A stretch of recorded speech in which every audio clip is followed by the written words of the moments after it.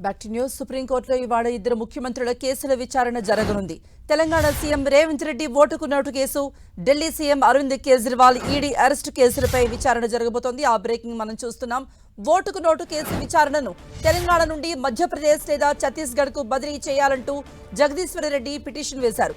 CM, హోంమంత్రిగా Revanth Reddy బాధ్యతలు నిర్వహిస్తున్నారని, ఓటుకు note case విచారణపై ప్రభావం చూపే అవకాశం ఉందని సుప్రీంకోర్టుకు తెలిపారు జగదీశ్వర్ రెడ్డి. ఇప్పటికీ ఈ కేసులో తెలంగాణ ప్రభుత్వానికి, రేవంత్ రెడ్డికి, ఇతర ప్రతివాదులకు సుప్రీంకోర్టు నోటీసులు సైతం జారీ చేసింది. ఇక లిక్కర్ పాలసీ కేసులో ఢిల్లీ హైకోర్టు తీర్పుపై సుప్రీంకోర్టును ఆశ్రయించారు కేజ్రీవాల్. ఈడీ అరెస్టుపై ఏప్రిల్ 30న కేజ్రీవాల్ తరపు లాయర్లు వాదనలు కూడా ముగిశాయి. లోక్సభ ఎన్నికలకు ముందు ఢిల్లీ ముఖ్యమంత్రి అరవింద్ కేజ్రీవాల్ ను అరెస్టు చేసే సమయంపై ఎన్ఫోర్స్మెంట్ డైరెక్టరేట్ ను సుప్రీంకోర్టు ప్రశ్నించింది. లిక్కర్ కేసులో కేజ్రీవాల్ ప్రమేయం ఎలా ఉంది? కేజ్రీవాల్ కేసు దర్యాప్తు ఎక్కడి వరకు వచ్చింది? కేజ్రీవాల్ అరెస్టు ఆలస్యం కావడానికి కారణాలేంటి? ఎన్నికలకు ముందు ఎందుకు అరెస్టు చేయాల్సి వచ్చింది? వంటి వాటన్నింటికీ కూడా సమాధానాలు ఇవ్వాలంటూ ఈడీని ఆదేశించింది కోర్టు. కేజ్రీవాల్ అరెస్ట్ చట్టవిరుద్ధంగా జరిగిందని ఆయన తరపు వాదనలు వినిపించిన అభిషేక్ మను సింఘ్వి సుప్రీంకోర్టు తెలిపారు. తన వాదన వినిపించారు. ఢిల్లీ ఎక్సైజ్ పాలసీ కేసులో కేజ్రీవాల్ ప్రత్యక్ష ప్రమేయం ఉన్నట్టుగా ఆధారాలేవీ లేవన్నారు. మాగుంట శ్రీనివాసులు రెడ్డి, మాగుంట రాఘవ, శరత్చంద్రారెడ్డి వాంగ్మూలాలపై వాదన వినిపించారు. ఇవాళ ఈడీ తరపున వాదన వినిపించబోతున్నారు లాయర్లు.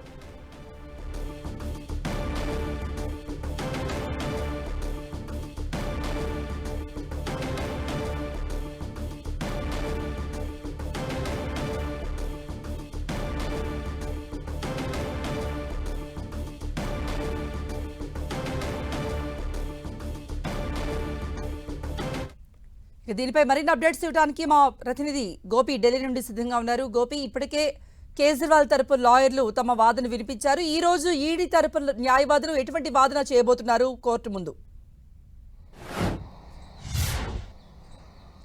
ఈరోజు సుప్రీంకోర్టులో రెండు రాష్ట్రాలకు సంబంధించిన ముఖ్యమంత్రుల కేసులు విచారణకు రాబోతున్నాయి. ఒకటి తెలంగాణ ముఖ్యమంత్రి రేవంత్ రెడ్డికి సంబంధించి ఈ కేసు, ఓటుకు నోటు కేసు. ఇది 2015లో ఈ ఓటుకు నోటు ఘటన అనేది జరిగింది. సో ఈ వ్యవహారం పైన అప్పటి నుంచి సుప్రీంకోర్టులో 2017 నుంచి కూడా అనేక కేసులు, 5 కేసులు ఓటుకు నోటు కేసుకు సంబంధించి పెండింగ్ లో ఉంటూ వస్తున్నాయి. అయితే ఇందులో ఈ ఏడాది జనవరి 31న బీఆర్ఎస్ కి సంబంధించిన మాజీ మంత్రులు అలాగే ఎమ్మెల్సీలు ఒక పిటిషన్ ఫైల్ చేశారు. ఓటుకు నోటు కేసుని ఇటు మధ్యప్రదేశ్ లేదా ఛత్తీస్గఢ్ కు బదిలీ చేసి విచారణ జరపాలి. ప్రస్తుతం తెలంగాణ ముఖ్యమంత్రిగా అలాగే హోంమంత్రిగా కూడా రేవంత్ రెడ్డి ఉన్నారు. ప్రస్తుతం ఈ కేసు దర్యాప్తు తెలంగాణ ఏసీబీ, తెలంగాణ రాష్ట్ర ప్రభుత్వ పరిధిలో జరుగుతుంది కాబట్టి ఈ కేసు విచారణపై ప్రభావం పడుతుంది. కాబట్టి ఈ కేసును ఇతర రాష్ట్రానికి బదిలీ చేసి అక్కడి నుంచి ఈ కేసు ఇన్వెస్టిగేషన్ చేయాలి అని చెప్పి మంత్రి జగదీశ్వర్ రెడ్డి అలాగే ఇటు సత్యవతి రాథోడ్, మహమూద్ అలీ వీరంతా కూడా పిటిషన్లు ఫైల్ చేశారు. సో ఈ పిటిషన్ పైన ఇప్పటికే రేవంత్ రెడ్డికి అలాగే ఇటు ప్రతివాదులందరికీ, తెలంగాణ ఏసీబీకి ప్రతివాదులందరికీ కూడా నోటీసులు జారీ చేయడం జరిగింది. మనకంతున్న సమాచారం ప్రకారం సుప్రీంకోర్టు నోటీసులకు ఎటువంటి కౌంటర్ కూడా రేవంత్ రెడ్డి కానీ అలాగే తెలంగాణ ప్రభుత్వం కానీ కౌంటర్ ఫైల్ చేయనట్లుగా తెలుస్తోంది. అయితే దీనికి సంబంధించిన వివరాలు ఈరోజు కోర్టులో వాదన సందర్భంగా తెలిసే అవకాశం ఉంది. రేవంత్ రెడ్డి నేరుగా ముఖ్యంగా డబ్బు ఇస్తూ అప్పుడు టీడీపీ ఎమ్మెల్యేగా ఉన్నారు. సో ఆ సమయంలో 2015లో ఎమ్మెల్సీ ఎలక్షన్స్ లో తమ అభ్యర్థికి అనుకూలంగా ఓటు వేయాలని చెప్పి 50 లక్షల డబ్బుతో వీడియోతో పాటు చిక్కిన సందర్భం మనందరం చూసాం. సో ఆ అంశానికి సంబంధించిన కేసు ఇన్వెస్టిగేషన్ ఇంకా కొనసాగుతోంది.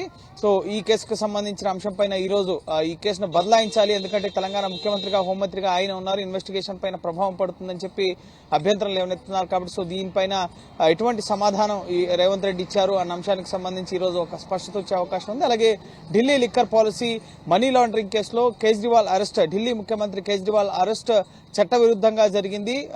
ముఖ్యంగా ఎటువంటి ఆధారాలు లేకుండానే కేజ్రీవాల్ అరెస్ట్ చేశారు. నేరుగా ఆయన ఎటువంటి ప్రమేయం లేదు.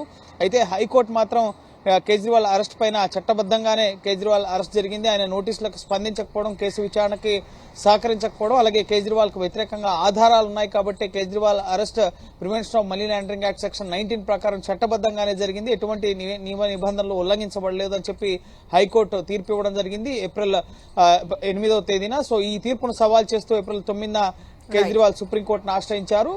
సో ఈ కేసుకు సంబంధించి ఇటు కేజ్రీవాల్ తరపు న్యాయవాదులు అభిషేక్ మను సింఘ్వి తన వాదనలు ముగించారు. ఏప్రిల్ 30వ తేదీన ఈ రోజు ఈడీ తరపు న్యాయవాదులు వాదనలు వినిపించబోతున్నారు. కేజ్రీవాల్ అరెస్ట్ చేయడానికి గల కారణాలేంటి, ఎలక్షన్స్ కు ముందు అరెస్ట్ చేయడానికి గల కారణాలేంటి, కేజ్రీవాల్ కు వ్యతిరేకంగా ఎటువంటి ఆధారాలు ఉన్నాయి, అలాగే ఇన్వెస్టిగేషన్ ఎక్కడి వరకు వచ్చింది, ఇటువంటి అన్ని అంశాలకు సంబంధించి అడిషనల్ సొలిసిటర్ జనరల్ ఎస్పీ రాజు ఈ రోజు వాదనలు వినిపించబోతున్నారు. సో రెండు రాష్ట్రాల ముఖ్యమంత్రులకు సంబంధించిన అంశాలపైన ఈ రోజు సుప్రీంకోర్టులో రెండు వేరు బెంచ్ల ముందు విచారణ జరగబోతోంది. రైట్ గోపి.